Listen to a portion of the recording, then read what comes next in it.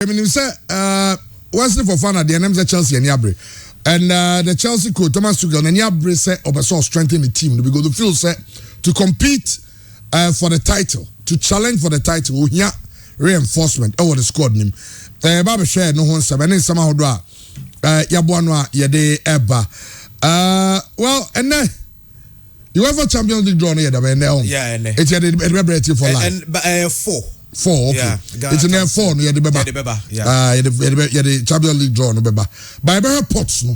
Namiama groups 2 pe. And Twitter for us almost zero. Maumusunyo groups. Oh, okay. And Facebook for some Maumusunyo groups. I'm behind the group. Now, and for starting your group will be a say Chelsea for say, oh my, your group I just say, who someone who going to go far? 18 minutes, also go far. Chelsea for our group. Oh, my. Okay, Christian, maybe I'm going there.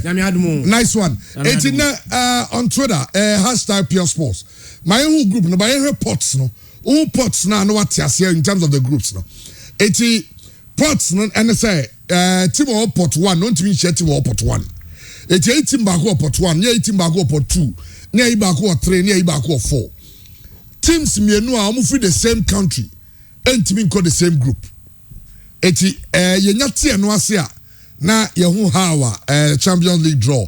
Na Europa League games and Europa Conference League games and so and also honti ajai me reports no. Ajai uti ni kese ne pa no mbantia no hwa mai. Enchancha ade ndie ba but the way nim ha no mbanti no ahwe. And say na pots na tie. Pot 1 no Andy you go through Real Madrid, Frankfurt, even Pot 1 is champions. Yeah, champions. The top European leagues, normal champions. Yeah. And the champion of the Europa League. Intina ube Frankfurt. Intina Frankfurt. No. And she saying it here. Real Madrid as the champions of Spain. Spain and also the UEFA Champions League defending champion. Hey, is it the okay.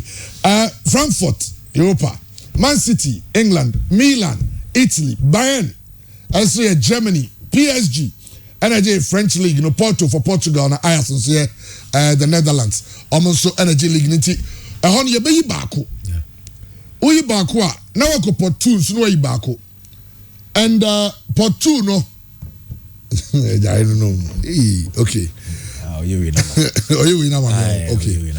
Pot 2 no ye Liverpool, Chelsea, Barcelona, Juventus, Atletico Madrid, Sevilla, Leipzig and Tottenham. Eti say anything say I no better play 2 this year. But as a pot 2 no kura mu ya share pot 1 no. Pot 1 and 2 3 no kwanzo no so pa. 3 no so no so pa. And 4 no so teams bi o ha no so no din. Eti okay enko pot 3 no. Sada be ya your telephone you nwanwa mo here live on Facebook. So here PFM TV. Obetimi akọ ehọ na no obeti your draw ho. Na obeti ye nyina ye try hands on it. No I draw the also say betwi unya bi anka pe o club nya anka pe ana say bi obi nya pot 3 near Dortmund, Salzburg, Shakhtar Donetsk, International, Inter, Napoli, Benfica, Sporting Lisbon, Bayern for Bayern Nufia Leverkusen. Okay. And unim said na Michel Penibia no gam say the PSV Eindhoven no. I'm gonna Andolfin no say Ando. Say so home cool yeah. Part 4. Rangers, Dynamo Zagreb, Marseille, Copenhagen, Club Brugge, Celtic, Victoria Pleasant, and Maccabi Haifa. And so now, when many groups are in UEFA, the Babel groups no. Now, Andy Garcias, Chairman. Hashtag Pure Sports. Yeah. Hashtag Pure Sports on Twitter. And on Facebook and so which made review you know under the stream and so honum Tianya groups you go pot 1 you go pot 1 yeah you go pot 1 no me be group bia ma if I don't remember my day oh for instance you Real Madrid, Chelsea, pot 3 Real Madrid, Chelsea. Oh, I got 3. Real Madrid, Chelsea, Dortmund, and Olympic Marseille. Also, very interesting. Aha, say Bedasi. Yes. Oh, Real Madrid, Chelsea, Dortmund, Marseille. Same a group of bed. Now another group is so Man City, Barcelona, Napoli, Rangers. Oh. Go for say draw now say go for draw now no. Draw say Arsenal count 2 years bia. Oh David and Tottenham say Bayern, Tottenham, Inter, Celtic. So what I say? Mbede. The champions you be and now okay be na Chelsea for no penny say. On penny say via PSG Chelsea the PSG there di o. The remember go be my Chelsea mu here.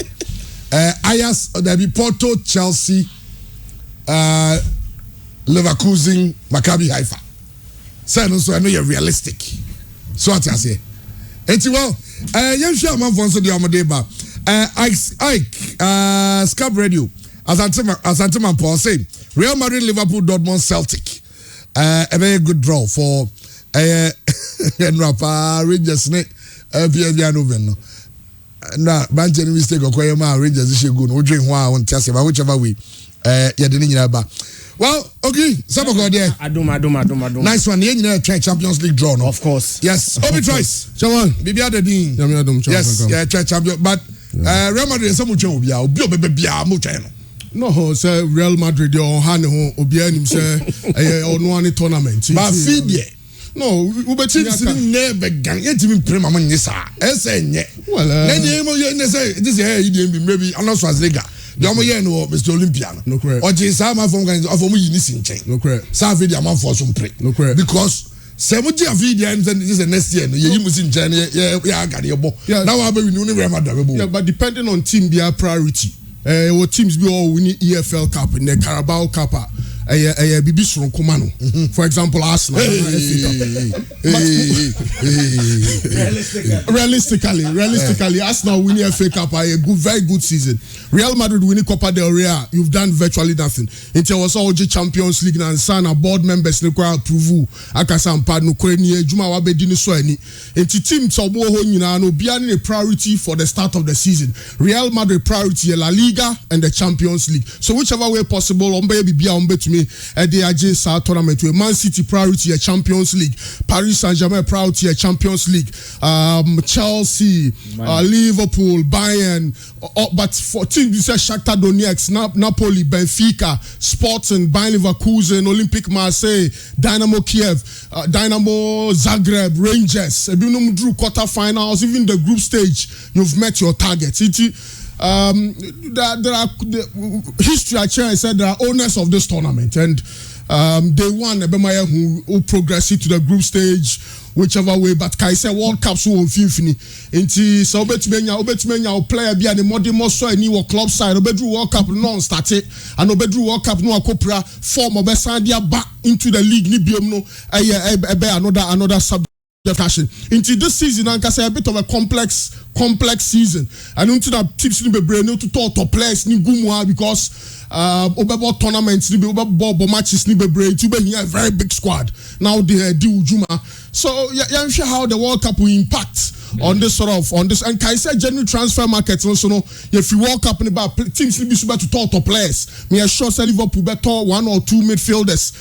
Chelsea so many Aubameyang. Me sure say right after the World Cup the top goal scorer of the World Cup will be a hot cake. The best playmaker, the best young player, and all of that. Nina ya nioma be able to me ama nioma swasisan, and of course Senya Vieira Nesia no semi-automated balls. You know, in the next 100 to 150 years there'll be robots playing football.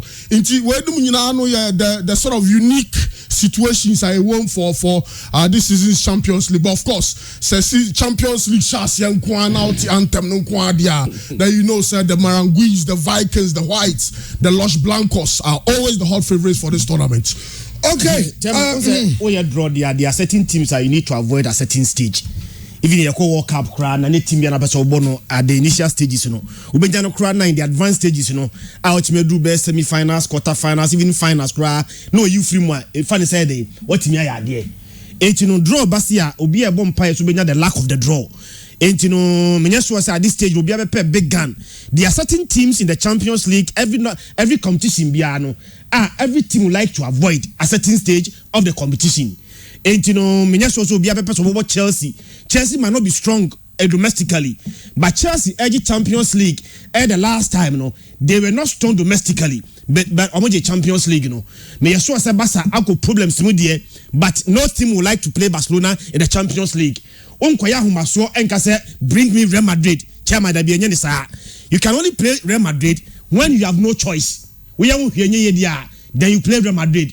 We are hwenye ya then you play Barcelona, you play Bayern Munich, and to a certain extent you play team FN PSG. PSG was so much stars. I say if they united and decided to every team must try to avoid side teams. Chairman Obi can the impact of the World Cup. Our Champions League game about this year. Unim said normally Champions League group stages.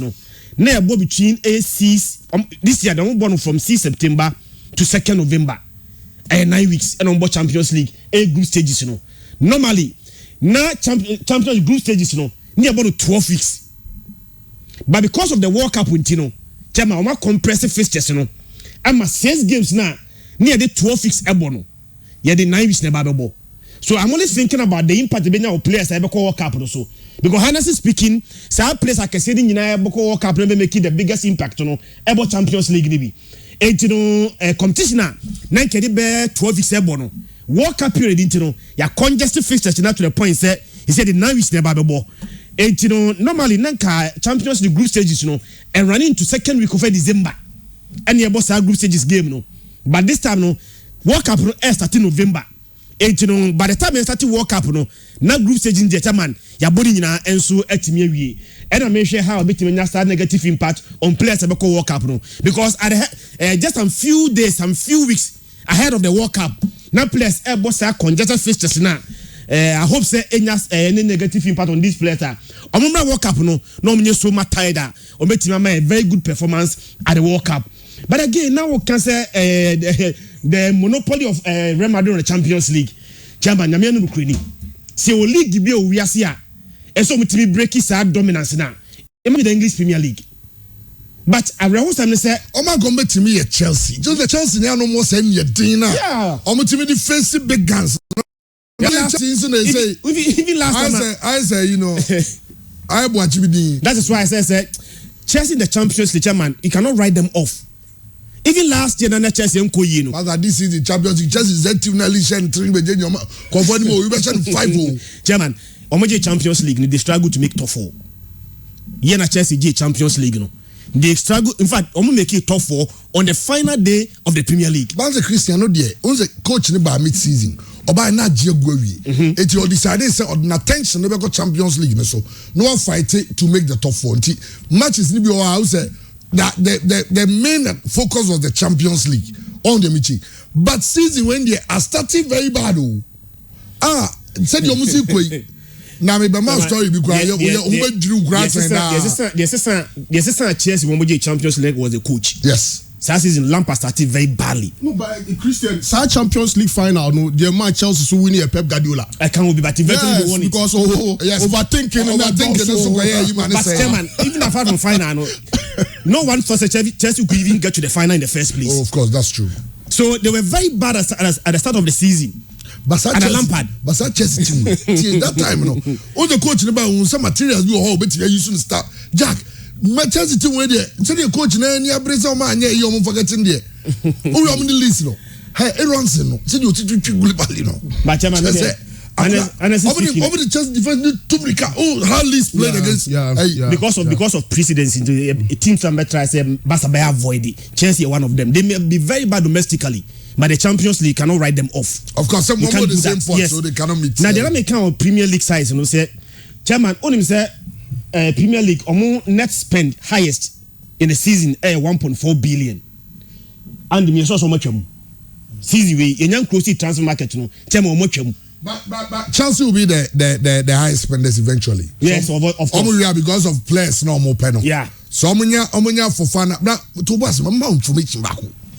Ja, adebe koso me some mu cheche mu we bia bibi na esia. I go say we are saying say. I just to so Chelsea say there's almost shift your attention. E dey come agwa so pass for final dey na anye ya. Ah, me wan Nigeria some grania. Oh. Chelsea may launch shock soup for Manchester United captain if Wesley Fofana move fails. Now, where the Evening Standard report you yes, Evening Standard UK. Now, me who will know the Metro so the Manchester United won't sell Harry Maguire. I said, hey. It's your mean unto me no say. Unti do make it bid in the first place, don't reject it so unti na say. Well, Maguire Man U fought on around 80 million pounds. Maguire form no we lose form be almost be 2 years. Form no or ware crowd no supporters no tata no. So I think say yes, Abrabo there are ups and downs, but clearly this is a player who is on confidence no come from born or the who never born. And clubs like I said say Manchester United here ulusu form no na the full baba show them the better Diama Maguire ne say Rafael Varane, Lisandro Martinez partnership no sound fadia.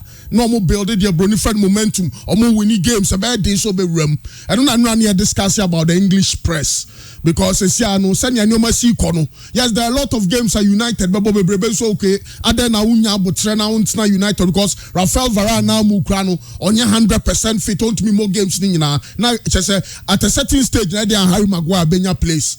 But almost send your World Cup ni sisu ben anka on pair ebi mo kan Leicester City say Wesley Fofana Chelsea no say loan deal in kwadia na say Chelsea and Leicester City no be that's fine but obiasu dim say Chelsea per Wesley Fofana deal no say the bia no yeti asem foforo anka be fe say anka obenya Wesley Fofana, Thiago Silva, Koulibaly, Reece James and Kukurea. That would be a fantastic back five for Chelsea. But until Usha Wesley Fofana deal no nesanya ni omani si kono dia. Maguire no me na ko sa team no dia nkebe boa no because we are not Chelsea nafa. We are not Chelsea nafa. But I'm saying 2 years of non-performance so there, chairman. Ebeye dey say Chelsea supporters no ebeje atum say omra no Messi akama but in a back three maybe you never know so ko Chelsea oni Thiago Silva ni Koulibaly bobomu but ebeye hu enyo bad o Maguire, Koulibaly, Thiago Silva risk is about no chairman ebeye an impregnable defense me na me catch you Maguire, Thiago Silva, Koulibaly ebeye this obeshe Chelsea I'm telling you chairman about the pass over Chelsea. Player bit say Spurs. Player bit say Ben Davids. Player bit say Davison Sanchez. When we near players Eric Dyer. Obian him so they are gone. Clement Lenglet. Obian him so born up but in a back three, I think they are quite almost performing. Almost performance now. Almost demono. Dear so any. Maguire price tag near the turn no ball send your Man United abrabono anko yamano no and di hu kakraba but osha ko achi na ohwe play say Chris Smalling Fikayo Tomori omo ina movie you know em say nyoma omo sha brother to me asesa mo Maguire onye bad defender sir good quite decent defender Leicester City want to me and Sam Konechi I'm saying Maguire the top 4 clubs award England or no. Bet me see any of the sides. And I think say Chelsea, the back three of Koulibaly, Thiago Silva, Harry Maguire. Me sure say Tuchel bet me left in the confidence in kakra. Or lifting confidence now Branton and Kasanya GD wonimu say who na no dey bo Manchester United no a free mu nko dia. Sa Thiago Silva, Koulibaly Wesley Fofana and Nijo dey coach Chelsea nyane say oni Thiago Silva and Koulibaly no be training. Into Harry Maguire, so at least he's seen a bit of top level football. A bit surprising though. Acquires a real Manchester United for Casemiro. A surprising move, but I think so. Casam ran team you know and your bad crowd. German, on the transfer be one more. For instance, Wesley Fofana, Leicester, a person player netina. Chelsea person top player no.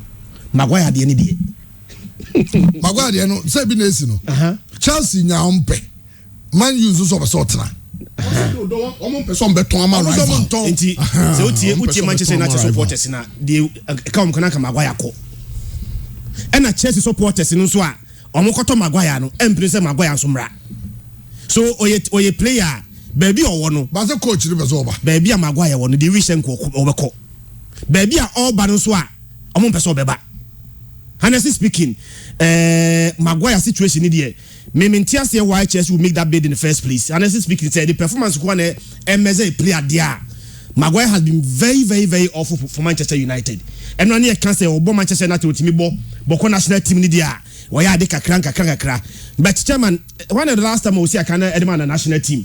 Recent performances in no performance of body Manchester United now you're very, very, very, very awful. Maguire a part of side defense now. Last them conceded 57 goals in the Premier League. Never been seen that in Manchester United history. 57 goals conceded after 38 games. And you know, I don't know why somebody will put in a bid. And only sure say be a Maguire change club. Let's say to Chelsea because Maguire wasn't bad at Leicester. Maguire be change club. A soccer club demanding needs to say Chelsea. Maguire, yes. What's that? To a certain level, Maguire no West Ham B, Leicester City. Obi. Wesley Fofana ni Bobo Chewa Harry Maguire. No! Hey, I'm telling you. Hey, Obi. Wesley Fofana ball Bono, Maguire ball Obama Leicester City no. Nye be na Fofana Obama. That I agree. Yes. Maguire played very well. So he's not moved on to Harry Maguire's level. But what I'm saying is that Harry Maguire, the other of Manchester. No, Bia never bought Manchester United never farmano. Even if your players or Bruno Fernandes, players be bring Man United Bobo Konimu na.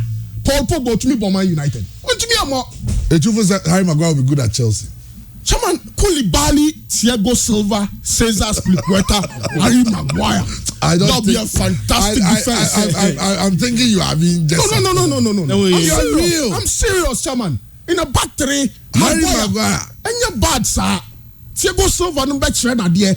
I'm be raising the confidence, no. And you're bad. Impregnable. Hey, I bet this team be bet me a fire airball. Sure. Ready. Then I cannot be Tiasiano. On the Maguire, I lose so much confidence. The old coach Chelsea now, almost demand was so that you were impregnable. My dream was that.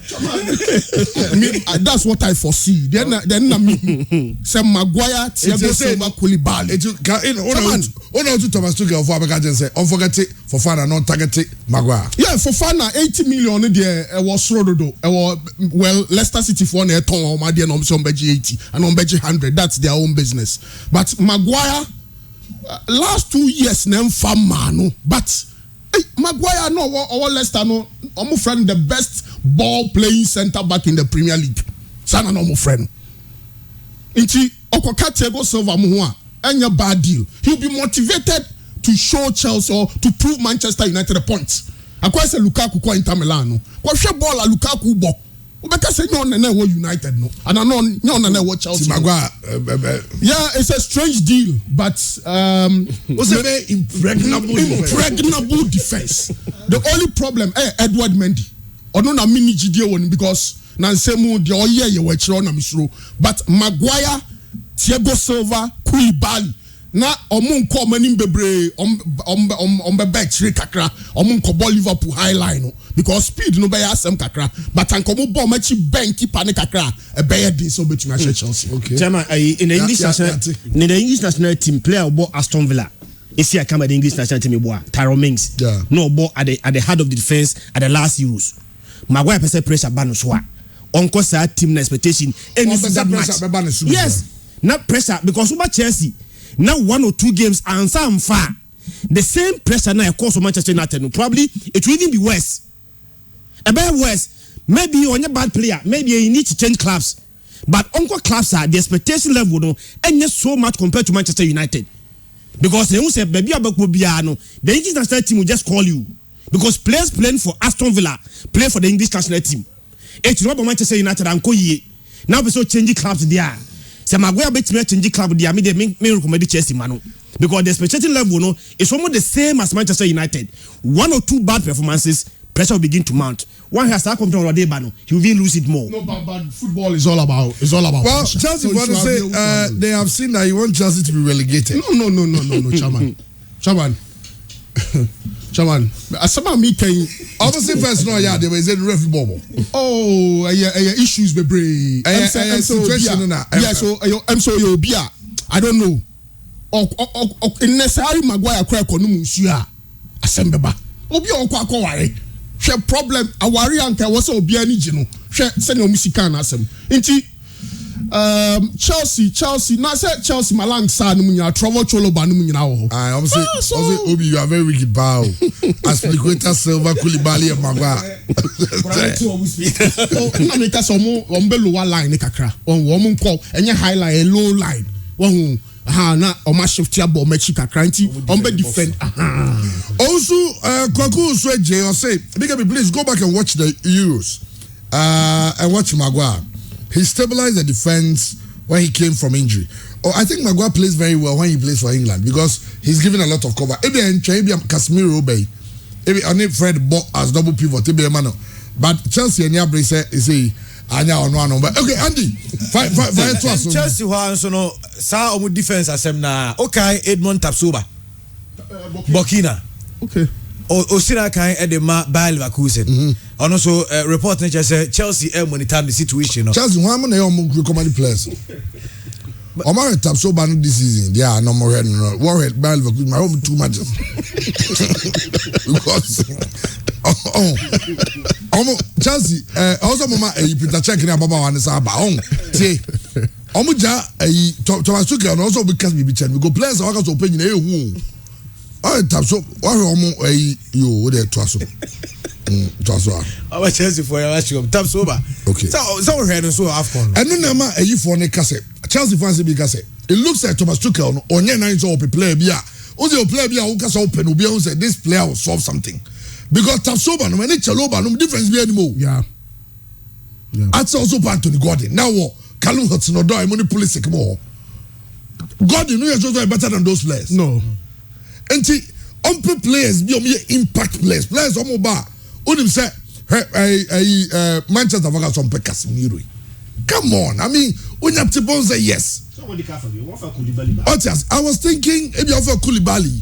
Now when you have brave you Frankie de Jong so because Frankie de Jong quality no a bro players no more be brave so now so go Anthony Gordon meaning bomb ni Chelsea for no Tuesday and go for pass no mo coach no Thursday also pay Anthony Gordon also pay Fofana also on players we make so mo pa o man dey careful e bet say other go see go no jam kwantia o na club no so history omo deal with coaches ruthlessly so ba na say resources ni na performance na mfa maybe change of ownership beti mama yenhu de betimi asi in the next future but under Roman Abramovich they will resource you but they will demand results. Of course, when they do much is expected. They say no, your highest spenders who Chelsea are spending over 181 million thereabouts. They keep spending. So spending that much already. What all the cars spending back on Lukaku and fa. Now some spending that much in this transfer market. Now season by ebe now results then me matches are spending it there. Chelsea will start history. They say we a coach. Whatever you need will be provided, but give us results. See, I'm spending this amount of money. Near be now Chelsea struggle to make tough war. Why are you the coach will be sacrificed? It will press at the chama head na kakra. It will begin to mount on him. Adia able to master Chelsea and say he won the Champions League. But for that Champions League, me so say and ka press on them previous coaches no kibeba to master so. Sa Champions League no it is dead, past and gone. Now the only judgment will be in the near future. Yamausika what spending team bia. What is our place in Naba? Now, master need that impact now. Only very careful because Chelsea they are known for that. Chelsea, I'm on to solve. Sir, somewhere now can Udu say, yeah, can say Lukaku. I recommend Chaloba, Ediama Inter Milan. Okay. Sir, quality you create travel Chaloba. Sir, Inter Milan for Enya Brighton now or Ebia or Stati Beshuya there and Milan screen ya moi. There will be a time Ebia Chelsea kure ya besa because Chelsea no more Lukaku echiro go fa Lukaku over 90 million. Yeah. Ti they say yesu Lukaku so catch the Inter for say omo hwe no omo nchesi akora na friend say Chaluba no. Don Lukaku onim so just player. All recommend Chelsea for man opportunity moment. Anna anyway. Twaso. Yeah, so whichever they twaso. Now, still transfers in sense, but good news for Manchester United. And a branch of friends Casemiro Benya started training with Manchester United. I feel and Omotimenya working permits in the Amano. And the Asatenano Payne say Manchester for BBA. Casemiro Benya started training with Manchester United. Then work permits in the BBA is sorted. BBA is sorted. Now Manchester United again. Go on say Yebeka goalkeepers at Manchester United EP. Now Enra a branch of friends say Kevin Trapp. Enter Frankfurt goalkeeper. About some Manchester United FSR goalkeeper. Now goalkeeper no chairman. And so about Eddie statement about Bontina chairman. Goalkeeper needs some work in here. Also, I received a written proposal from Manchester United, world top club. Yesterday, I informed those responsible at both clubs that I had decided to stay at Eintracht Frankfurt. Trapp is not joining Manchester United. The decision has been made. I understand why he won't join because David Yen will be or they will turn the chair performance necessary. Omar Nebi. And on say about Champions League. What you say? He's playing the Champions League. If you tell him to leave the Champions League, come play for Manchester United. Now, Obesaye, second choice. He will prefer to be the number one for Frankfurt, play in the Champions League. Then he will be a par with Manchester. No, and now say still Dean Henderson, the Manchester United goalkeeper. Should Dean Henderson get a very good season? Say English pressure so start pile pressure on Manchester United. Say Dean Henderson, you good. To almost starting using Dean Henderson. So now Ekobane say announce Kevin Trapp still over Ketri. Yeah. Because Dean Henderson better performance ne ya obe start. Yeah. Or your Manchester United goalkeeper or sign 5-year contract renewal. Say Kelvin Trapp Obabe number 2 basically. Man United for no so I'm say Tom Heaton no money jide woni mu. But Kelvin Trapp top goalkeeper. Me sure say na chairman di kan no. So way factors now. Man United for some the 24 million pounds na kwakoto player we and a goalkeeper we. Until the 25 million pounds kwakoto goalkeeper we now the neighbor bets na bencher. Na chese sikasem no na wan hihye ne because 25 million pounds there a top player was all starting.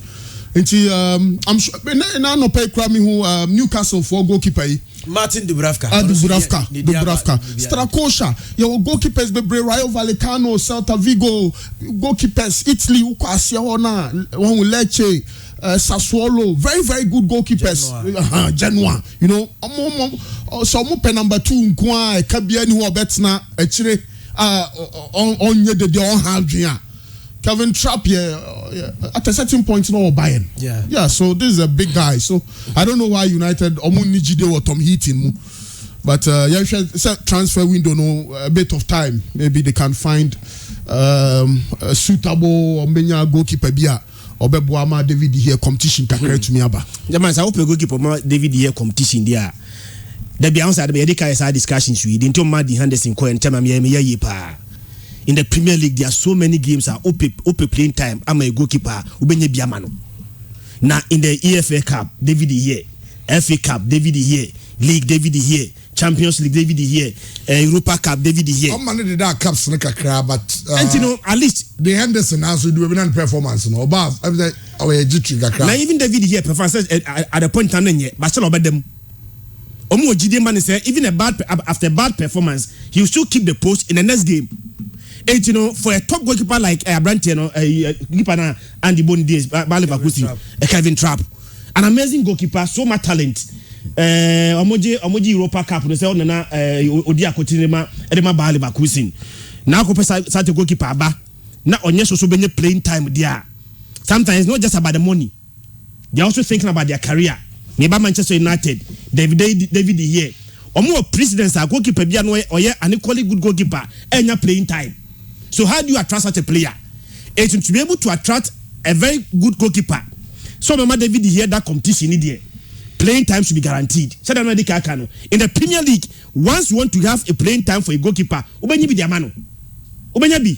Liverpool ebo FA Cup sena when another senya Kale had another so Kale had a man yenya playing time amount UEFA FA Cup UEFA League UEFA Champions League Barca ebeji champions in 2015 that about no sena Claudio Bravo any Ter Stegen Claudio Bravo that I think say ono that league not Ter Stegen that Champions League so open goalkeeper of this nature there one thing that maybe to guarantee to trash is how you are able to minimum playing time no it might not be big game bia for instance what Champions League away game and a home game what's a 5-0 second game now of course two so second choice and say Boban start playing time no Trump bench every week there the Henderson call the entire the Henderson call no a so on a tragic father goalkeeper to come to Manchester United knowing very well say David here week beyond them it doesn't matter the performance or not about them but you see chairman players no nyo obia na oka chance obema ne cap game obeji atum obi o GDS ronko say on the also number nti u check mu so o na beda FA Cup o na beda Carabao obeka chance say no I have too much quality for those caps so I think that that's the sort of decision that Dean Henderson take here FA Cup no but no mamin koda Nottingham na me hwe say metumi ayi bibia mama brabo so you just have to get a goalkeeper either 18, 19 years, 20, abroso 21. I want him so me build me home, me wabotre. For example, Andre Lunin, young goalkeeper, Thibaut Courtois, minini competition bia.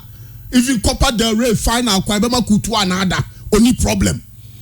Chelsea for US, Chicago Fire, Akofa Gigi, yes, is a Gaga. Goalkeeper yo makofana free chica yes Slonina yes Slonina Gaga Slonina also young guy obesua there I think sir for these guys for Trapp for Dean Henderson they will say they are number one everywhere and well let's see now chairman Enra we are now started this conversation and yes nano pay best idea betum how players do leave their clubs. Now, near her, a branch of friends Anthony for Ayas and Wesley Fofana on the part of Leicester City chairman. Unim say Anthony, as we speak, number of days are not on-court training. Ayas and no court training. Days are not on-court training. Now Ayas are finding 50,000 euros a day. For missing training. 50,000 euros a day. Yes. No, I'm better free a day. Sikabe. Yes, salary 50,000 a day. Yeah, 50,000. Hey, say how many? From last that was last week Friday. Enra co training. Enra so your fan is about 4 days. Yeah, that's about 200,000 euros. So that be Friday, last week Friday there. Yeah, last week Friday. Yeah, Friday. To go Friday, man is like Saturday. They train on Saturday. Saturday match. So I may say. Friday. And likely Sunday they won't train after game. Rest. Then Friday, Monday, Tuesday, Wednesday. Or by Wednesday or report. It's 3 days. 150,000. On bet you free pay mu. Na pay me say. That means Bosumi you own yes count because Dutch division own 150,000 pounds a week. When you are going to be 150 a month. Yes. Oh. It's just this one don't small final. And player and just open so. But how players do want to leave? He's forcing the move. And I asked one to say, "You're in case." It's almost a transfer request that come on with that. Sir, Obeko Manchester United or the transfer request that come on with that. But near her say, go be to say Hakim Ziyech. Yes. A quite of us who free Ayas. Oba Chelsea and Sheldon Fire. Now or an opportunity to go back to Ayas. Maybe our contract will be relaunching a career no. But when stand now on your corner and far, this all people from far. And now we want Nicholas Pepe as we speak. Come back to OG cities. Okay. Because Oba and Cabro phone say you don't shut the door behind you. Absolutely. Say and I say Juma is sanity. No credit. Yeah, Juma. There are times when you leave and you go back. Me, buy more Fox twice. Buy more Angel twice. And I'm here pure FM. Because the go get my mind 3. Franco Capitola Juma twice. And the thing is that Uja Juma na Uja no kwam boniswa.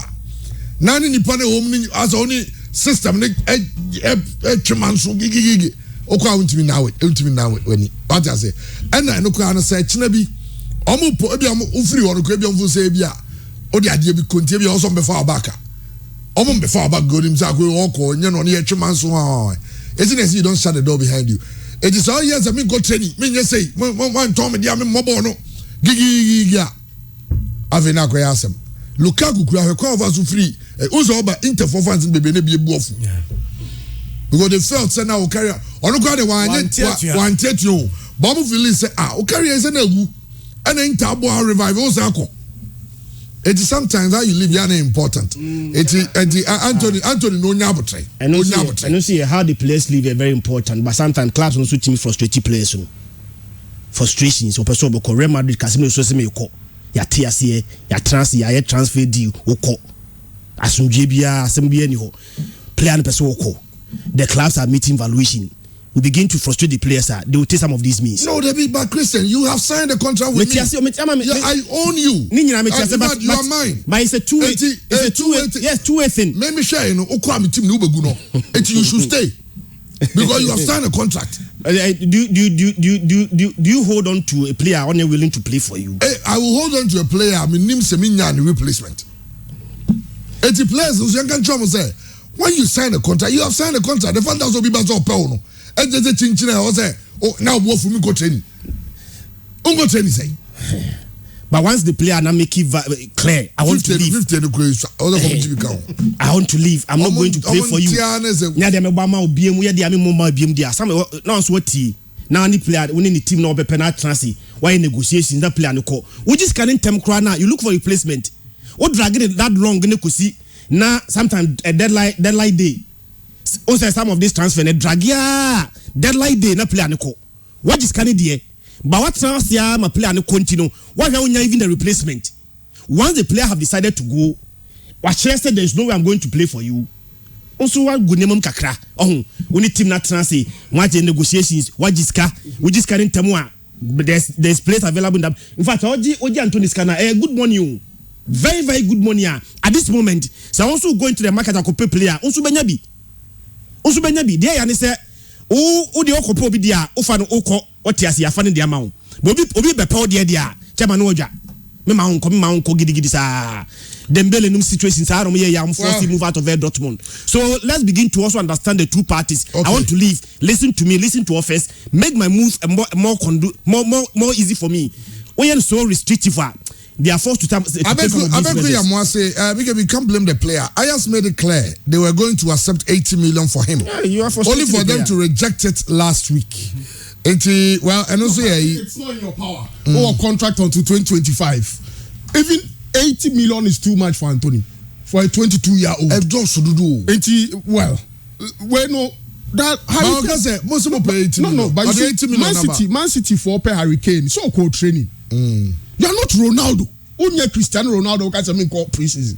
You have to be there, show up, and train.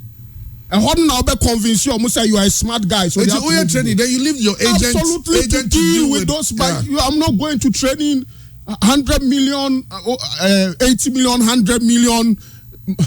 100 million, one bet you 100 million in the market. Yama player visa Anthony. Maybe Manchester United person spend the cash, but you are a contracted player. So focus on your job. Your job is to play football. You are trying to push the move, but there are agents. No, they push you. No, do this, do that, do this. But you don't bend the bridges. The who here of football no. The most critical actor in football are the supporters who do deliver transfer requests. What breaks our link, you know? You have to be smart. Man United 4 pay all right, but train, go for training, be there, perform. Well,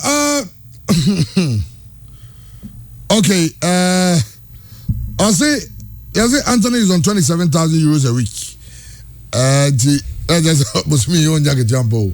Okay, but news be about here and the way it just in. Sir, Oyesobamia is at the airport. And I understand, sir, Simon Phillips, one of the football writers, and tweet says, the tweet, and I the tweet to a Yinsuamiare. So I'll say the deal. I'll say, okay, Simon Phillips is claiming that Jared Romero, incredible guy. Yes, according to Jared Romero, Aubameyang to Chelsea is about to be completed with the player currently at the airport. Also airport or okay. Yeah. Because no, I'm just saying, against Manchester City game, no, people felt like also she go no and said and celebrity, and all free mono. Or when the diming and people thought Aubameyang and be in the last game for FC Barcelona and against Manchester City, and to know Ebiano Aubameyang to Chelsea, no. Now because Enra, almost say Enra to moment young final agreement, but as I know you not Chelsea in 24 Ebimo Elwo company one for the matter, we are negotiations with Sarkoso and Aubameyang. This is Aubameyang and no win a free game anymore. As a rare fans now over 90,000 supporters and I know 91,000 and I know Spotify company, you know. All for Spotify na kan hala o bijo musika na one for bet power alka no cre by him say Barca for so hieska yeah for Jules Koundé I no pay o ma confirm say o mo yi Samuel Umtiti free wage bill na yeah Lecce Umtiti join Lecce yeah o mo hwe nim say ebia we dey na break it down say na make say Memphis there no okay oni Juve ama Juve kra confirm Akilios Milik. Oh Milik, yes, one shot that mean Ronaldo be come Marseille no because Akadios a free Marseille yeah better Alexis Sanchez in one day Dimitri Payet no more into one Ronaldo so Akadios Milik, yes, back to Juventus, yes, Juventus and the air balls no be Di Maria deliver now we deliver wow say Tomba I said the TBS in Lewandowski backup. Into Tim backup some nyina nko. 9 the events about Lewandowski in one man who play instead. Bryce with. Hey, chairman. So La Liga no. Ferran so. Me am crashing me. But I say player. Only a couple of players. Pianet more than players. Antoine Griezmann is player. Enti Zavintin to mu mienu nyina sa. Honestly speaking, me Aubameyang ko kodemi ya mesika same tin so ko. Player ba ko buy ya difficult moment for Barcelona. Anaba say here results. Chama he came and paid his dues. 23 games for Barcelona, 13 goals. Or can't be the best team bought top for last season. Or can't be but for AB Aubameyang, second half of the season or buy no. AB wa man ka basa team more Champions League next season. And you know, even though say he's going for that 6 months, pero besi akanima Barcelona there, we can only be grateful and wish him well. That's what coaches will be successful. I have no doubt say we need Premier League or the Thomas took and so I that year. When it comes to the Premier League for Chelsea, he's not coming to solve a problem. There's an identified problem in Chelsea, Obabe solve it. I think we wish him well for Barca or and we can only pray and wish him say, of course, Chelsea, no, we better succeed. One shot no Aubameyang Babe say Gabriel Jesus. Also, prove us now for say Mopamo men or Misono. Oh yes, I know, sir. And that's now. So there's one thing about players. Omujaiti, I'm going baby on Beshe. Aubameyang de Obeshe, but the tenth of Obeshe na show me 3. Maybe on was 1. That's the hope. Because the Thomas Tuchel, you know who you be gra. That's some of Phillips now Sancho said, and you're saying. Thomas Tuchel reportedly noted Anthony Gordon in Chelsea's 2 fixtures versus Everton last year. Yeah. Thomas Tuchel is acting like him coach be any Ghana. Koga kwa mabinako. Obokoto hati. But someone saw the reason can he saw a player who he felt he could work with. Okay, Tuchel was taken by his fearless attitude, absolutely speed, and the persistence that went with his talent. Yes, I understand. Yes, Chelsea will be brave. Kwame Bedako, Obo hat-trick. That's how much. Na coach to your challenge. Yeah, and Pogo free of blessed memory. And the coach. No say 3 hat-trick. Na go to Kotono. Na we na go to training grounds. We dey go free age na go see. And Pogo free when you baby ko. Yeah, former team manager. Yeah, Black Stars. Yeah. Tiomo coach ni here is almost shoot. Kwame Bedako go back there na say. Olo didi na te foto kabe go jaka be yi me di se wuni mbo Machama yenye fair to the coach omodi Anthony start of last season about them Managerial ni enwe the player be Chelsea kwa kopeno echi no sajare mama area the start omodi ba last season 2021-22 Everton's ranking and omodi aba so you're first in Everton and now first in the Premier League. Everton on say Premier League 2021 Everton's ranking sprints per 90 minutes 20.6. He was the best in Everton. Yes. Crosses attempted 119, second in Everton. Shots on target 18, second. duels won 173 second, fouls won 64 second in Everton. Yeah. Everton nye hona. Nye we na Chelsea for pay. Everton nye hona sprint yo. Nye hona iwobi ne. Dele Ali mo no mbono. Ona say my infant Chelsea ko fa Leicester go for Fofana nye Leicester no ko fa. No, but my Chelsea share sprint ne crosses attempted ne shot on target. Oh, I didn't know. So we no from that angle. But Chelsea want to be brave. That's my but no, but or your potential. And I me said they took your no fearless boy no bobola. Obeka so person winning Ballon d'Or in the next 5 years. That attitude fantastic. But you beside who say Oko Chelsea your best starting. Or so they open your best starting. Best starting ahead of. I'm thinking Pulisic they say on your over and Hakim Ziyech no nyina na anya ye. Aye. Okay, Champions League football there. Yeah, Chelsea so a small club into ne profile ne kosro. But my worry is will he start at Chelsea? One could then run a Carlos Barkley ne drink water num ne Steve Sidwell num. Chelsea so bet me akot na osa ball no ubet na osa better so onye Chelsea player. Inti eno na was of dream ho but ne attitude no there Anthony Gordon the who now on Tom Davids. Who said these boys, Tom Davis cried as well, Bob 4 so yes, consistently. But Anthony Gordon, unfortunately, since 2017, I'm sorry, 6 goals in 52 matches. On your goal scoring midfielder. But suddenly Chelsea to talk on 19 years, 18, 21, maybe one for the future.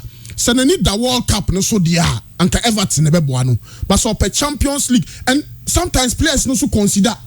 Mini Kai Havertz ne ko training, mini Thomas Tuchel ne ko, mini Koulibaly, mini Thiago, mini N'Golo Kante. Sa attraction also, and Chelsea is a big club, Champions League nights. So it's a dream. I'm sure, sir. And this young chap also Chelsea, Barcelona, Camp Nou, no Namtana or Nimuba, see once in a lifetime. One shall miss Chelsea trip where ya and a plane where ya. Unya biom. Now acquire another Dele Ali. So I think sir you should take the risk. That 60 valuation is saying. In a Chelsea, top player 60 million DS over 60 million. And that is why I say press about Chelsea coach.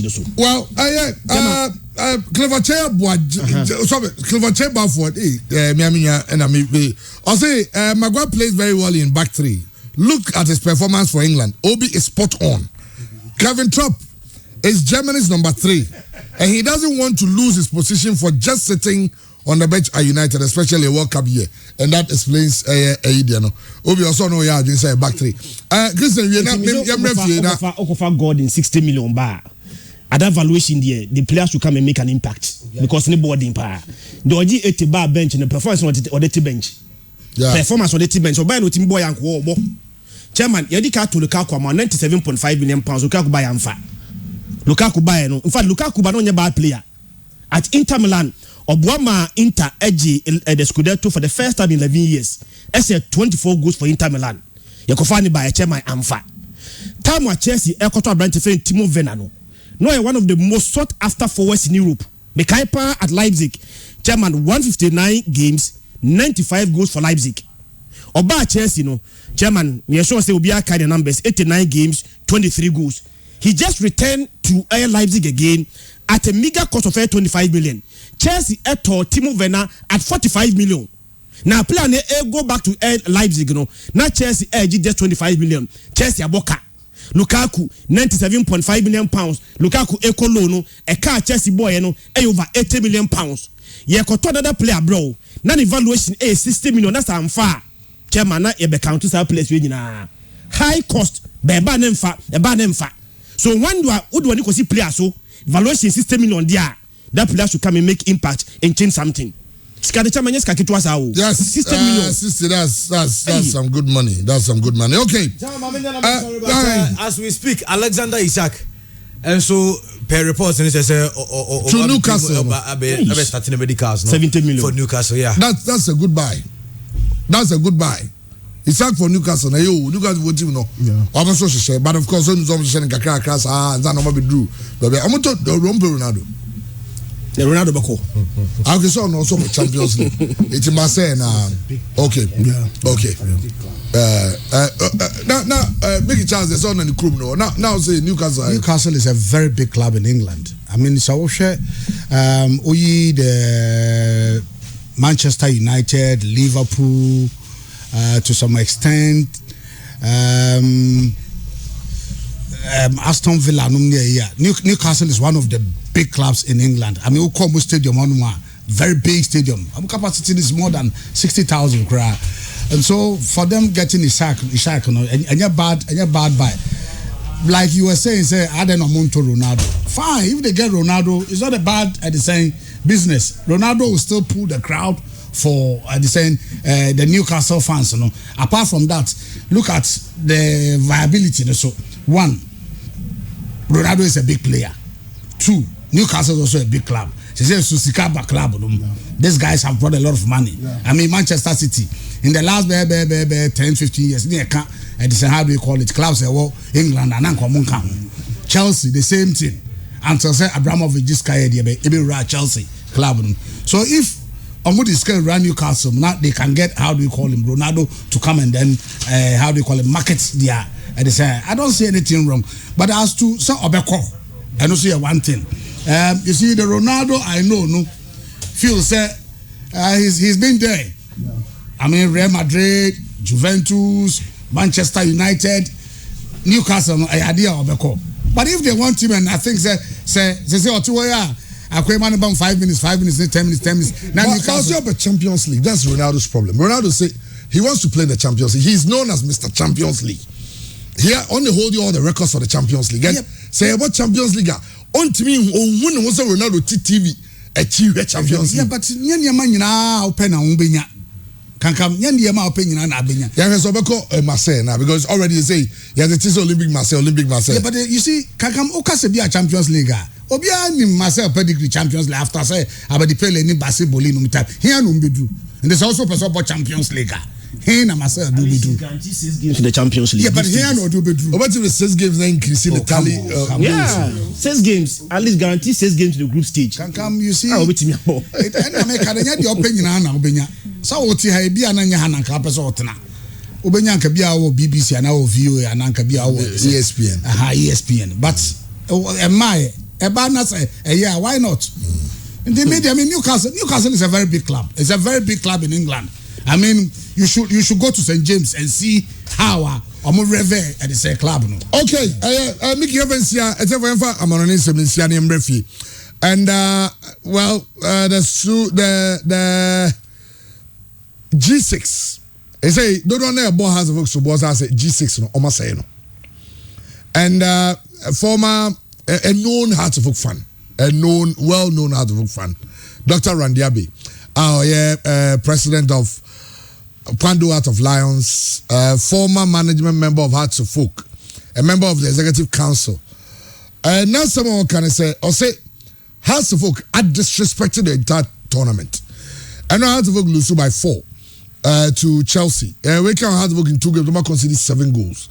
Now, Coach Boadu, Acheche mu the entire one of the senior players number. Now let's not forget, yen nyina enka kan ho kakra. Ekwan ma G6 ni nyina be G6. Because Emra Hearts of Folk FA Cup no narrative after the winning of the FA Cup from Kwame Prado, from Hakmanedu, from Hearts of Folk management. Virtually Amba Radio Sunyan said God can consider because the essence of the Gaga top 4 was to prepare the teams for Africa. Because of time and starting a league, you know. It also be a consider a moment say arrangement. Ama teams in yaji to say also they have to book back home. And on the first team any chance to Bobi. Now the reason Gaka changing, you know, from Gaka top 6 out top 4 to G6, you know. I had to book. Had to book 2 games, you know. They have decided to field and other had to book have filled it not their usual or regular teams, no. How the folks say, I'm blessed to be local Black Stars. I'm blessed to be. I'm gonna give you other players the opportunity. So they be change a good bench. Now, you real Hakman do say Busano. Hakman say, Omo as management. they don't go to coaching job no ho ebibia. Coach and any team on the decide say or the way bebo and or the way bebo. To coach no majano. But Coach Boadu achechim. Reason bentina obo almost see a lot of the senior players. Particular tournament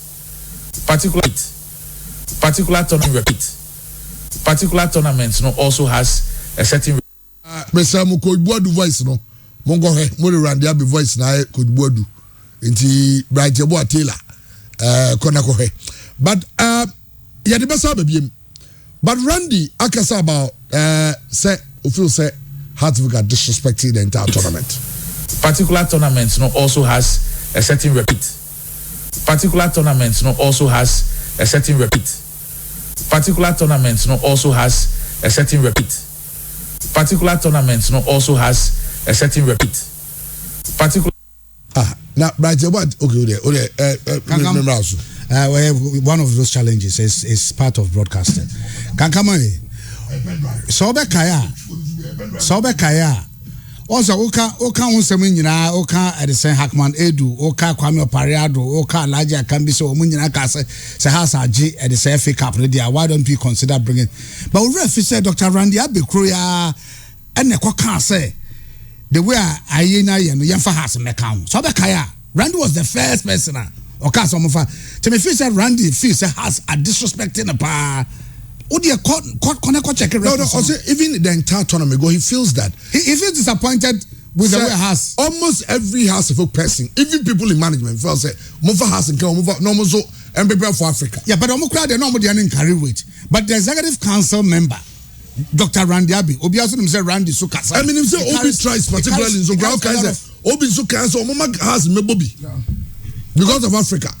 What say Randy Sukasa? Carry a lot of weight. To Randy Numina your man be two to the stand say me can say a platform be a what so me cry make say the eye need your money no for house and count na nye at the saying G6 et me feel say Dr. Randy Abi say so to hold mo be say na me cry say me kopeja koye den hwenim guase house e dia ba be gu bia to the stand say I'm disrespecting the entire tournament. I have also heard Oloboy Commodore also say per our status in your regulations no so we use players bia for the top 4 they should be registered players of your club for that season. So we should ask ourselves to say, players that has parity on we, are they registered players of Accra House of Folk, Omoka Omo Plans One? And Oloboy Commodore is also raising another argument. Say, so Omunya registered players of House of Folk there, he thinks the house should be sanctioned. About the say G6 no, and I feel the House of Folk are disappointed. You moving ma, you can't say you for Meka tournament no. Brother, abodwe wai ohun no obi si sum na me nkofa ade mesum mawa onyem the tournament ade agakafo aye to help the clubs mo ankasa ne ye de aboa mo. Number 1, apart from say prepare clubs for Africa no financially I say boa clubs no nka pre-season yes pre-season we are eboyi Kaklan's Bobo friendly games are it will come at your own cost. On our free team is some of friendly games. O free team in but at least team transportation in Bibiana befa honka. But where there a pre-season competition yama oska Uti marketing game ni so ya. Na supporters ba who percentage or sa a competition. I am one competition e boamo. Me na me gaka tournament major ye. I can't yeah. Gaga should stop it. Yeah, they should. I think they should. Gaga should stop organizing it. I was say there should be a repackaging of the tournament because Unim say no, but repackaging or not, the clubs are disrespecting the tournament. You should also ask yourself, say here to say na Gaga top 4 net here. Say you said a net. This was a competition, very very competitive. Because those na Coca-Cola near sponsorship room. Obekaya Gaga top 4 in the year mobium by Kwaja Sadi Kotoko. To the sense to be almost sanction Kotoko cra. Bakomi Kotoko yes more. And I got this Kakoma Brekumas because Brekumas were 5th on the league that year. And I got to say U10 or Bebo. I'm call back some coaches can free us and some first kind of more back because the class were desperate to be part of the top 4 and it makes the league very very competitive because Obiam says one year top 4 and be a man and say England ultimately Champions League until the last 2-3 games and then say be a young fix matches now you be season Now Obia AJ matches mo because why I want to up a top 4 aba. Me sure so be match man Obia na o the match be akwa betting. It's a league you very competitive. And from the 2000s on Obano, Tabia Kotoko want to be part of the Gaka top 4. Until then, I feel they could be now G8, now G6, and Obikran is able to be a part. Yes, all the expanded tournament, near for House of Folk Mekao. What somebody has a Bekawa, Miss me or plans, some Kobe Binti, me more at the tournament. And to me, feel I was a Gaka down in Nancy form. So look, see if you say King Pfizer, Karela.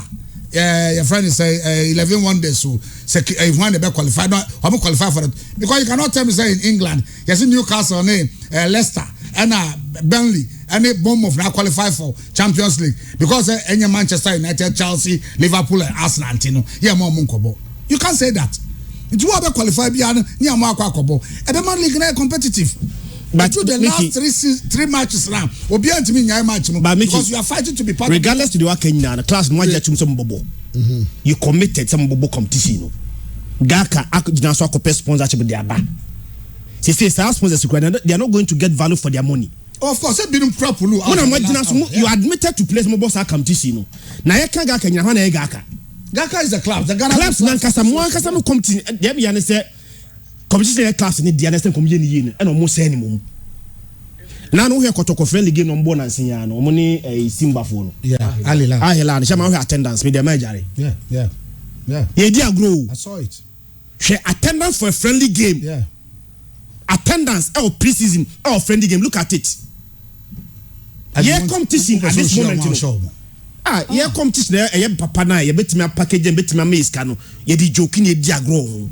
They are making money from this. Well, yeah, but one person, one of the huge campaigners for House of Oak to be for the thing to make G6. Yes. Say House of Obi. No, Obi tries. Only me council about so. Obi. Yeah. Dr. Radiabi. Dr. Naminti, Coach Boaduso. Yes, Dr. Radiabi. Explanations, sir. And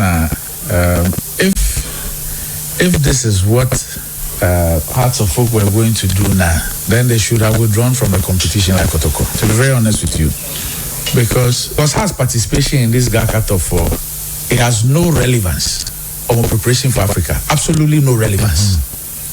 Because 2 games no more bono, team or more useful for the 2 games, no, there will be nowhere near the African squad.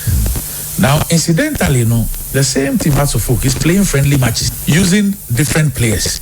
Is it that they are scared to say score like because at the end of the day, you know, Hearts of Folk, it is the club, the brand, that tradition that is representing and playing in the top 4. So when you are taking the 3 goals and all that, it is Hearts of Folk. So you don't disrespect your club and your tradition that way. You don't disrespect the organization that you belong to, Gaka. You don't even disrespect your supporters. You don't do that. If you are not ready to participate, tell them organizers, we're sorry. And share Liverpool 4-0 pre-season. Okay. So what? Appreciate what the pre-season is about. It's in between parading your team and use it. Because I'm saying, at the same time, what I'm reading from the papers is that the team is playing friendly with the lower level teams. So 2 things. If I am not ready, I'm not ready. So pre-season no more. It is planned even before the season ends, and they all sign up to it and they know it. And it doesn't matter whether you have done pre-season 6 weeks before or not. Some of them go and finish those games before they go into camping. Liverpool before Moko Austria, that they had played some of those games around the world, and so Moko Austria camp before they came back to England and went into their camp and all that. So for me, I find it quite embarrassing. You know, this particular tournament also has a certain reputation. Chairman Pacho Mamintie Samuel Boadu ono so ncheche mu no na. Well, good Samuel Boadu so ncheche mu ni. Mom we disappointed say bia G6 no when who say they presented with the main team no. But why we are on pre-season and the timing was not good for us to play that much. Until I will say Aras airball so much with the appropriate time they will see the team in a good shape. I believe say almost support and then will be beyond so any budget. On say pre-season we are on the endurance and condition. So you started ball work, in me 2 days right now. We know I say ball. I say and injuries to the crowd. I say rehab. And anything I'm my okay. So my intimate Coach Samuel Boedo and the team are ready for high profile games. It's the management focus here from Catophone. Well, I'm also sharing from a different angle. Say, my boys be opportunity to share the more a bit to me. I said, my opayado any hackman in our kind say, you ever has in count so that they can prepare for Africa. Yes. It is a hard to vote coach. Yeah. If you say no money ready, I also catch a management. So stop pushing for this because you're ready. Yeah. Because per any plan I will be put in place, the team will not be ready for the top 6. And yes, and so Hearts of Oak should have changed their program to start preseason much earlier than next year. But the SSC my baby no my baby to my bona my tears say so break as any Arias. What is the coach say Arias no the say Obianim say Arias. I disrespect to the entire competition. My only problem is in the next 20, 30, 40 years, BYTN analysis now, because Brekum Chelsea share had to work for. I can records no. And that's I can records and no problem. But Chairman, you bet me in 2 sides. And I saw share had to work in Brekum Chelsea now. There's every justification say had to work goalkeeper Benjamin Yeboah. I was had to work register.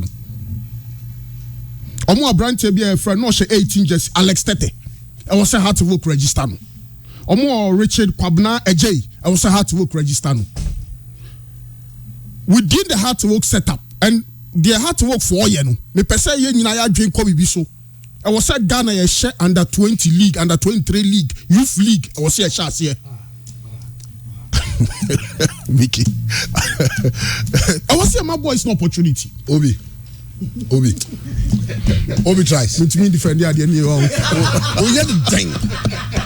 But how to do no, you see, Chairman. No, you see, say team will just to talk about competition.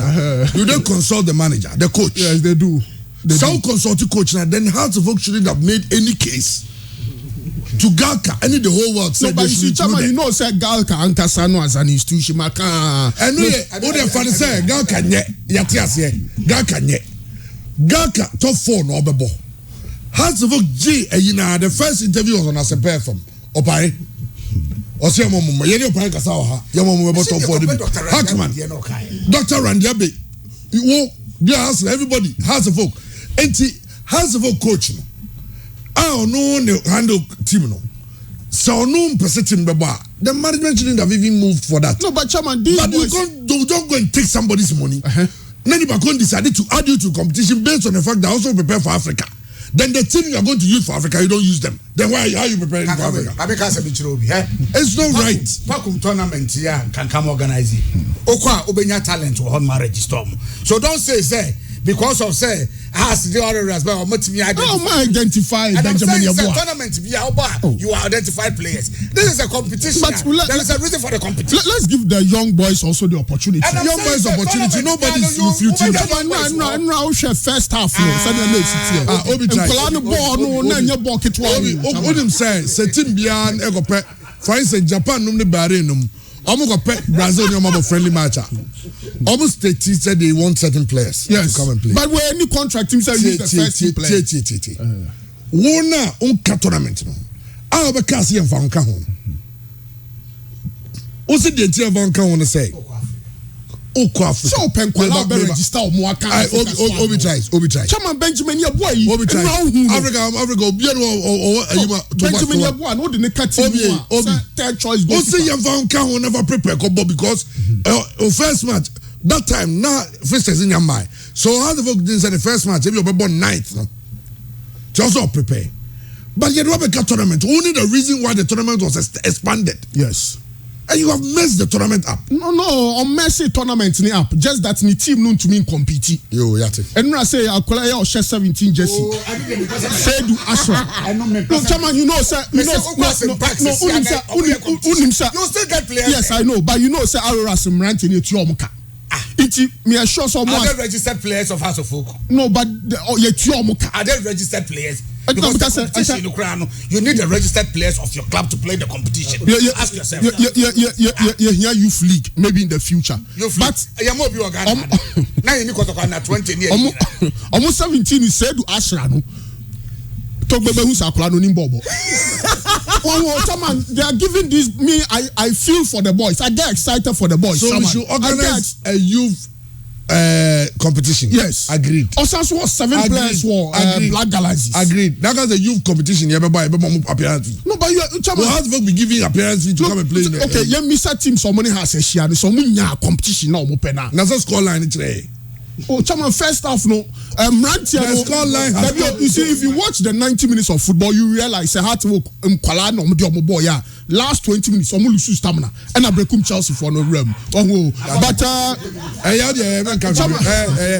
I the answer, Chairman, I see, I'm fan F4 Canada and competition. I can't for the program ban. Chairman, and count self for those who can be almost a good guy. That can organize it. Chairman.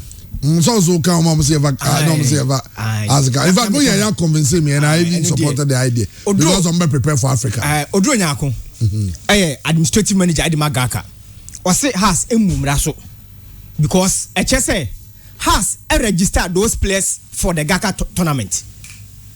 And before Sena has ever bono, not any match no, but before Sena has ever bought Gaka tournament no, na attendance gate purchase Omunyano was around 1,000 Ghana cedis. Has ever in the first game they had over 10,000 Ghana cedis.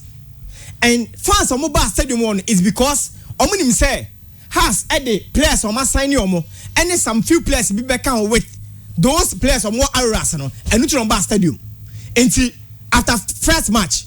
Players when the house a second match should attendance at the stadium. And Amagaka in terms of attendance, see the house a competition because him say has a big club.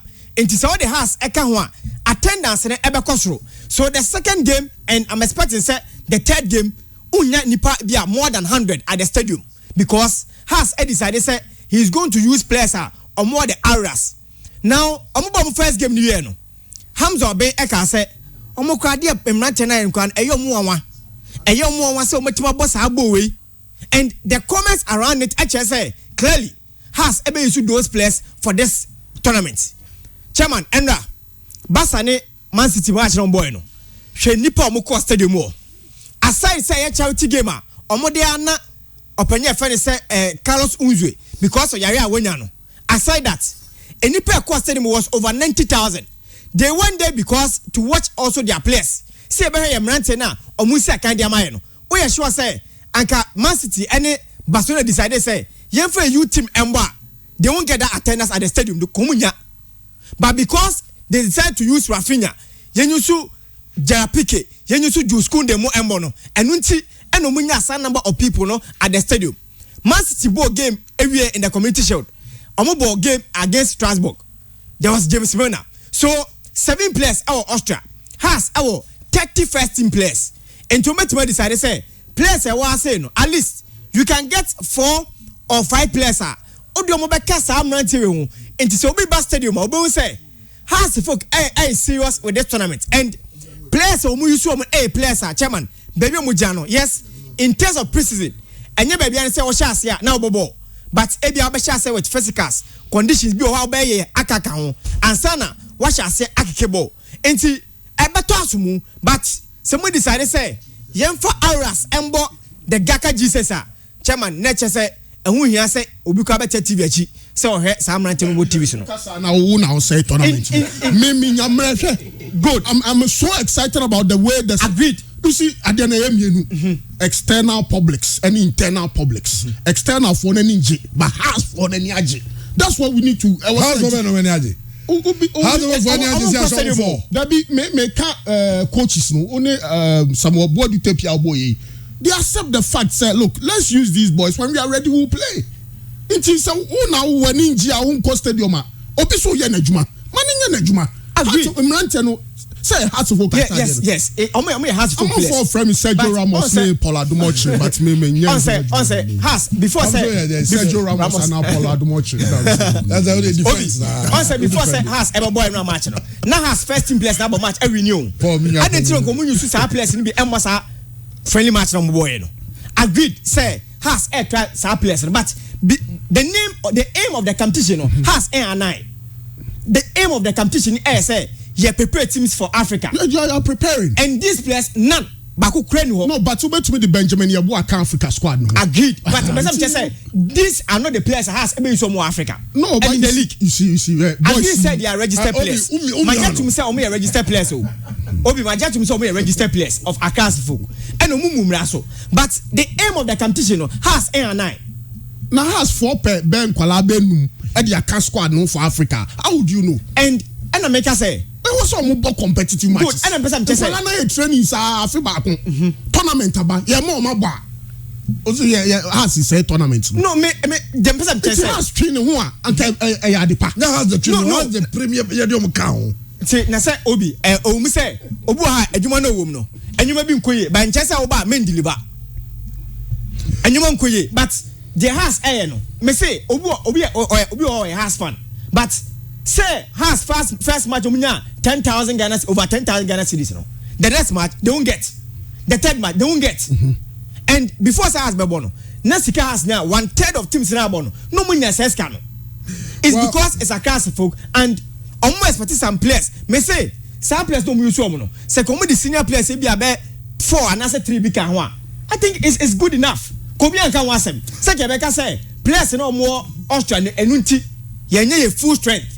And nothing has elusu. Okay, but they are not honoring the aim of the competition. Okay, very message you say Samson Obi. All right. It's a binary and I've been I'll say it's a strategy because they want to hurt our players. That's right. Okay. I say youth team coach was also on the bench. Oh, so it means that it's not kind of must have about looking like oh they're not I'll say how the work started preseason before Asante Kotoko, but till date Hearts have still not played any high profile match. Obi should stop defending this. Okay. But then say the original don't go next level no. I will just story may use story in Yavute.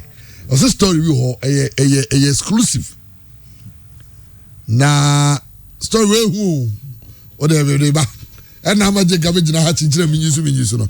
May you some why? Okay. Now yanka we said the original na don't go next level no just so. Energy drink. Those energy drinks na also. Now energy drink way odi bibia ye because mama pani my the mix is the best.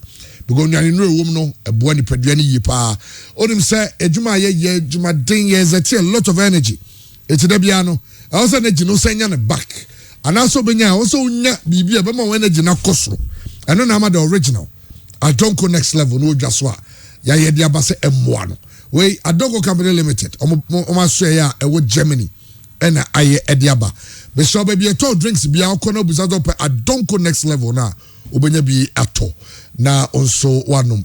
Well, big team ventures also say ensure na person no ma asamonsuo no paradise mineral water the natural mineral water I say ya nyina agya tuma say ye wedding o ye party efie bibia eno na osamo pebi ebebo mo ye pa any corporate institutions nyina no this is the best for you. Now, about in small and medium sizes, shops be a bia be a ton nsuo, your ton drinks, let's add in Yano, Urawa, Ubenya be and so ato. And as for big team ventures, I say I was 050-953-5944. 050-953-5944. Another for the Chemo Ashtown. Now, no decay, the second street, no, one more, and answer ko UMB. And as almost be UMB no and as a kotafo in front of the market okwa obenya more paradise mineral water drink pure drink more and all your paradise no now do any so achemu quick credit micro credit investment limited I say nyo mo edin Oliver kan so nim kroma head din che bo enya sem ketwa I say Ebi our business how you don't yanka be trim, but it's a customer problem. Obu be so start a new business. Oya jumeni, oya abai juma and also your private business. Nemo unya loan be emergency they solve problem be.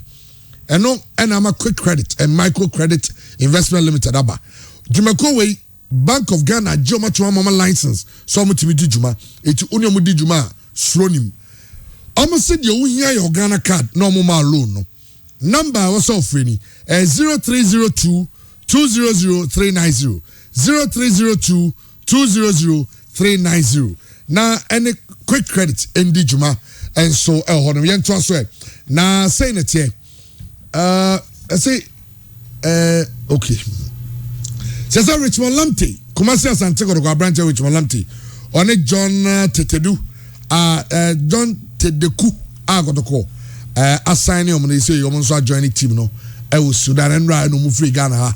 Eddie many chimo. Let's not forget say Richmond Lamptey, CAS, ST, appeal no a more decision there by say Yambani players no.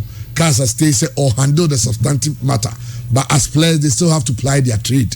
At footballers into obetimi asiakan e dey am asante go both in Africa asante go both in Africa and in the league no na asem way according to Hakman Edu because those bonding ono na police need din komo waka o say what is a has a sign masola bekwe has in sign o say has in register no tana me be ka shiro o say has in register bekwe no enye confirmed because olobo e Commodore Kraso ba abontin be can say onye sure someone has akabibia fa bekwe hu and the latest on KY so Kunadu Yadom they say there nema to di has a chest can oma assure say nyame boa enu juada de juabu nsa be kan sika because I know Abdul Salam na no too mo frɛ o do te ka chese o de mo fa abrante ni sika ma no Kunadu Yadom and they say there omaji yes sika no that for $5,000 not $6 na be 6 cedis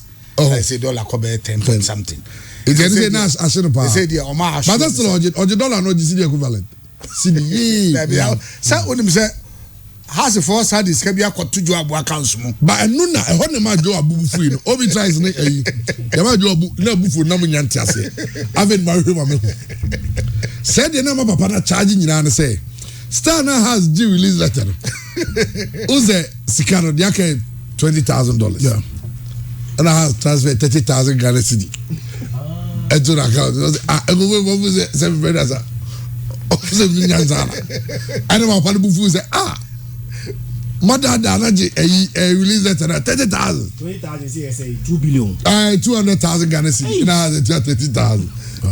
Any 220. By say almost by Monday. Almost by Monday. Almost $20,000. They say 20,000 2 billion. Yes. Yeah. Hey, chairman.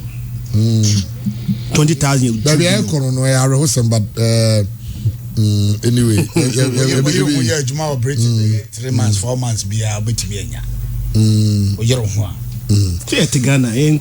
Kwamba as Asante Goroko former goalkeeper Kwamba bid farewell to Asante Goroko family nyina wada obiase wada board wada supporters wada everybody who bleeds Kotoko odo mo nyina ase ewo eye ne letter or the bible ntin say the jumadi awodi say o dia ba wi enti or hena let's ordinary actually baby for no nsema no so free Kwamba so I read this I saw it. I mean that is how it is supposed to be.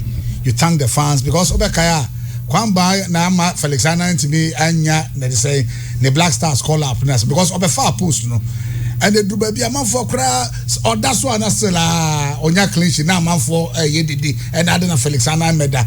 And that is how it's supposed to be. Oh, kwa no other fans na say only be any problem.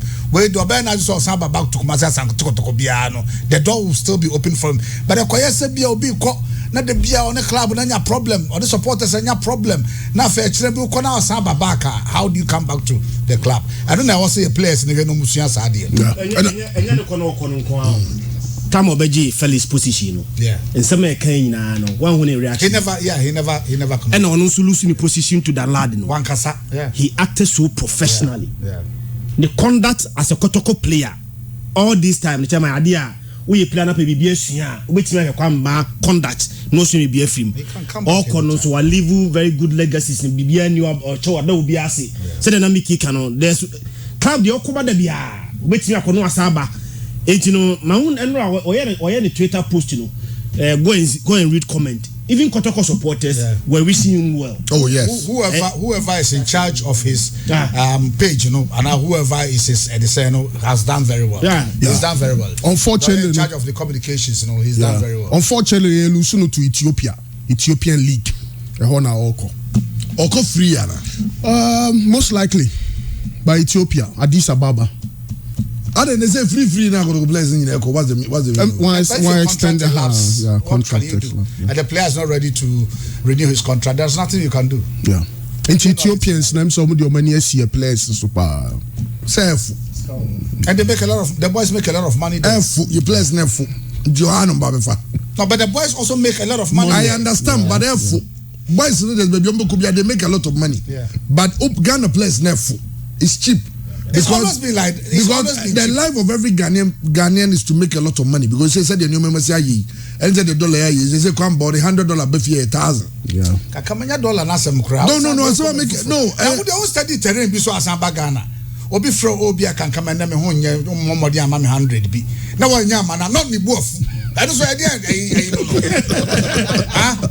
Usro bia de na se bia no so ahwo kire wo hodom na se ne ma mfa na o explain kire wa na nipa no osra wa de no mo mbu ofu I said me attack it's been like that well first of all say you can't get 2 billion in UK in 4 months please speak it Charles as almost men can choose in abutre no munya well Treadway's chemist added for paying tablets in syrup na bedwa so na the